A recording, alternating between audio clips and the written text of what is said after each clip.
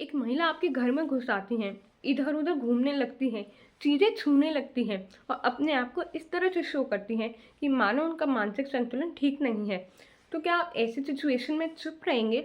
आप कुछ नहीं करेंगे? नहीं, ये गलत है। क्यों? क्योंकि कोई व्यक्ति आपसे पूछे बगैर आपके घर में घुस नहीं सकता। अब आप ये सोच रहे होंगे कि लॉ में इसका क्या रेमेडी अवेलेबल है? रेमेडी है। पहला रेमेडी आपके पास ये है कि हमारा जो भारतीय न्याय संहिता है, वो आपको राइट टू प्राइवेट डिफेंस का अधिकार देता है, जिसके तहत आप अपने आप को भी बचा सकते हैं और अपनी प्रॉपर्टी को भी बचा सकते हैं।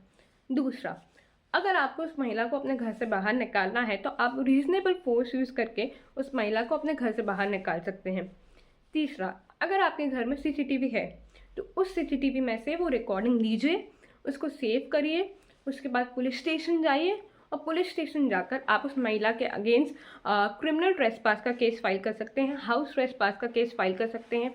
और अगर उस महिला ने आपको आप ही के घर पे धमकाया है, ठीक है, तो ऐसी सिचुएशन में आप उनके अगेंस्ट क्रिमिनल इंटिमिडेशन का केस भी फाइल कर सकते हैं।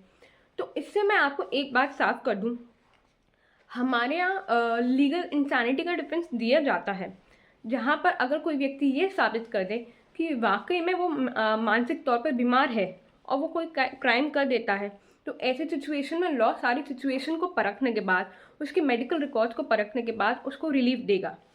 और अब अगर कोई व्यक्ति ऐसा सोच रहा है कि मैं मान लो प्रिटेंड कर देता हूँ, मैं शो कर देता हूँ कि मैं मानसिक तौर पे बीमार हूँ और कोई क्राइम कर देता हूँ और जब मैं पकड़ा जाऊँगा तो कोर्ट से बोल दूँगा कि मैं बीमार हूँ तो वो मुझे छोड़ देंगे, ऐसा नहीं होगा। क्योंकि कोर्ट आपका मेडिकल एग्जामिनेशन कराएगा, कोर्ट आप ही को बोलेगा कि आप प्रूव करो कि आप वाकई में मेंटली बीमार हो। धन्यवाद।